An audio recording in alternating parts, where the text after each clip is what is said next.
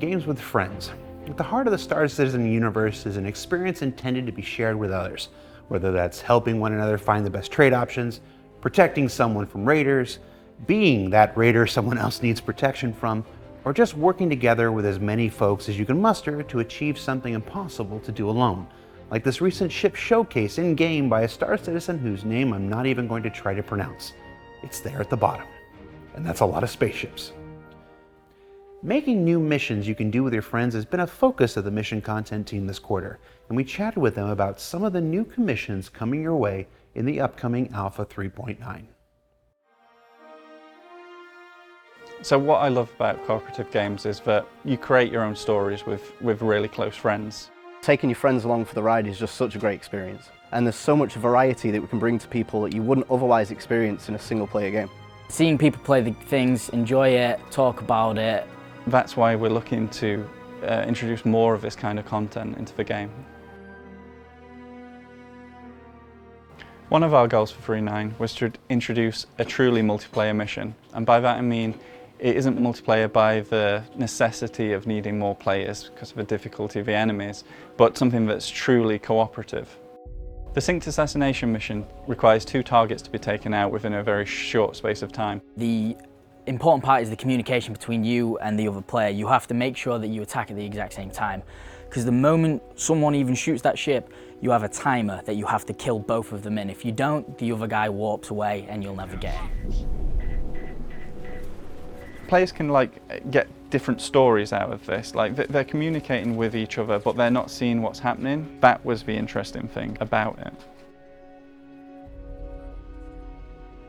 So also for Criminals in 3.9, there's a new mission where players must assault a prison transport ship. The reason we make unlawful and bad guy missions is just because sometimes it's fun to be a bad guy, and we don't want to force players to do one specific thing. We want to give them the freedom to be who they want to be in the Star Citizen universe.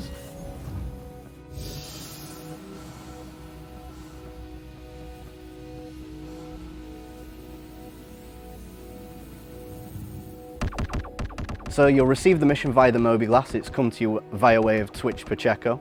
She's got some people that have been caught during a, let's say, illegal business transaction that she wants you to break out of this prisoner transport. So you have to make your way there. It's been rigged to break down midway through the transport.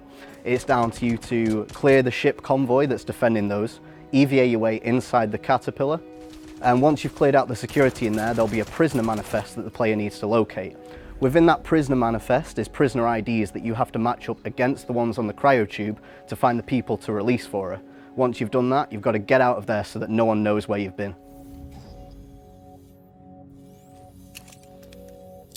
So my favourite aspect of this mission is the way that we've been able to implement a new prop, something that's really unique, into the prisoner manifest.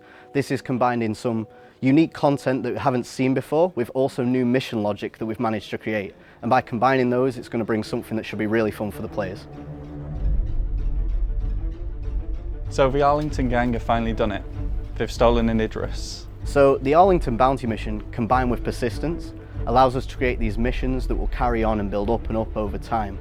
So while it starts off small, maybe 1 or 2 people can complete the objectives, eventually the build-up is going to be a real payoff that you guys haven't seen inside Star Citizen before. And when that Idris rolls out, you better be ready for it.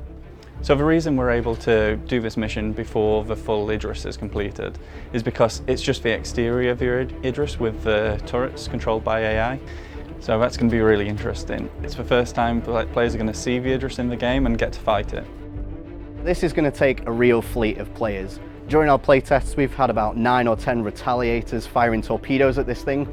Wasn't having any of it. It's just chaos. Basically, this thing has so many turrets on it and you need so many friends nearby. Just watching your friends explode at the side and then quantum travel in again, fire 3 torpedoes and run away. It's just chaos. It's brilliant. That doesn't mean it's indestructible, but it isn't going to be easy to take this thing down. You can only play this mission, and you can only complete this mission once, I should say. After that, you'll need to find someone who hasn't completed it. And I think this is just going to lead to a lot more of a community interacting with each other. As new players come on, who haven't completed this mission and maybe don't know how to start it even. You know, you'll get players who want to go up against Idris again, teaming up with them, taking them through the first few missions, and then, you know, calling on the rest of the server to come and help them take down Idris finally. So while the mission's still in its balancing phase, we've had a lot of really good experiences during testing. The cool thing about this is it allows us to lay the groundwork for this type of style mission that we can expand upon moving forwards. It's time once again for a sprint report. Let's get to it. The USPU feature team has recently completed a sprint where multiple cargo manifests can be used in the spawning of NPC ships. This is important because it can get real boring real quick when every ship you raid has the exact same cargo on board. And of course, because we always strive to physicalize as much as we can into the persistent universe, this variation in cargo will be yours for the taking should you choose to spend your time liberating them from their owners. And before you ask, no, you cannot have that pistol. It's a special pistol, a special tool for special testing. Speaking of special tools, the VFX and Tools team completed work on a feature that will help artists and programmers track all the different effects they've been developing, separate them easily without having to enter an enormity of console commands, and better showcase how each element works with one another. It seems like a simple thing, but having a tool like this that can isolate active particles, highlight specific elements like solar winds, and allow for more efficient testing of the different levels of detail necessary was an essential augmentation in supporting the continued development of our planetary effects. Because all mushed together, it can be pretty difficult to keep track of what you're really looking at any given time. And it's one more way we're developing not only features for our players, but tools for our developers to make the making of Star Citizen as efficient and capable as can be. In ship news, work continues on the Cutlass Blue, where we're still trying to find that right shade of blue for the exterior. Part of the challenge here is the variety of different environments the ship is likely to find itself in, where the dynamic lighting will ultimately change the blue from one location to the next. Work also continues on the development of the interior spaces, including components and the prison pods, which, when reviewed recently, were questioned about being Drake enough. How do you make them more Drake? Well, we'll look to find out in the coming weeks. Also moving into the flight prep stage is the upcoming Asperia Prowler, the alien Tavaran dropship. Now we'll have a guided tour by Associate Art Director Elwin Batchelor Jr. of the complete interior and exterior later this month, so I don't want to spoil this fun too much. But for now, take a quick glimpse at the bottom half dropship section, ideal for all of your clone storage needs. In new tech for our locations news, have you ever noticed how every location in the Stanton system leaves their lights on day in and day out? It's gotta be murder on the electric bills, but relief is in sight, because work on the day and night light state system has made terrific progress, as you can see here in this super accelerated test level in the editor. It's things like this we don't generally think about because it just kinda happens on its own in the real world. But creating a system that's tied to the rotation and orbit of a planet or moon and can systematically alter the light states of buildings all over has been one of those bucket list features that'll make the Star Citizen universe just that much more immersive than ever before. Yes, I like it too. Turning our attention to the upcoming new Babbage landing zone, we see some of the outfits that many of the denizens who call Microtech home might wear. We first showcased these concepts last spring in our early episodes of Inside Star Citizen in the Subscriber Vault, and it's exciting to see some of that theoretical animated texture tech we showcased then come to reality now. Also, in the future world of 2950, it's a strong power move to have your stock portfolio displayed prominently for all to see across your chest. And if stocks aren't your thing, well, you can never go wrong with the Drake Caterpillar. Of course, with all this attitude in Microtech, it might be that the most punk thing you can wear is a smart suit.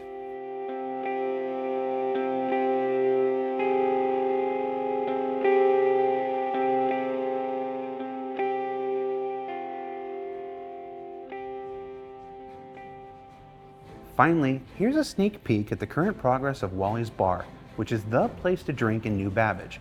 It features fancy cocktails, good-looking people, and this DJ who I'm told doesn't have a name yet, so let's make an enemy of the lore team. Just call him Steve. Hey, Steve. Now, Wally's Bar is the place where all of Microtech's programmers and tech folk come to blow off steam and their enormous salaries after a very busy day making mobiGlas apps, SimPods, and a variety of other computing devices and software.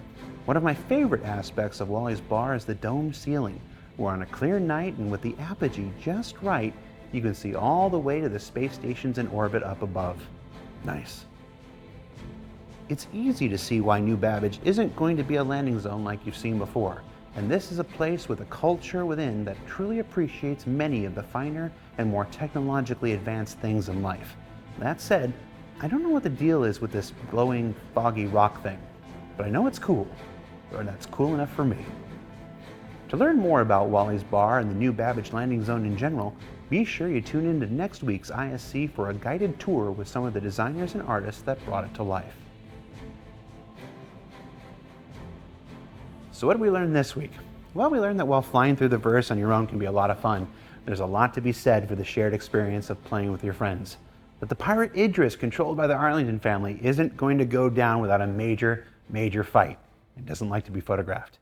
And that Wally's Bar aims to be the place to be at New Babbage, just don't ask for Wally. I can't tell you why. The lore folks are already going to be mad at me about Steve.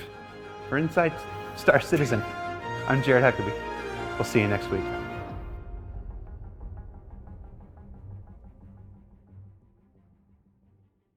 The making of Star Citizen as efficient and capable as can be.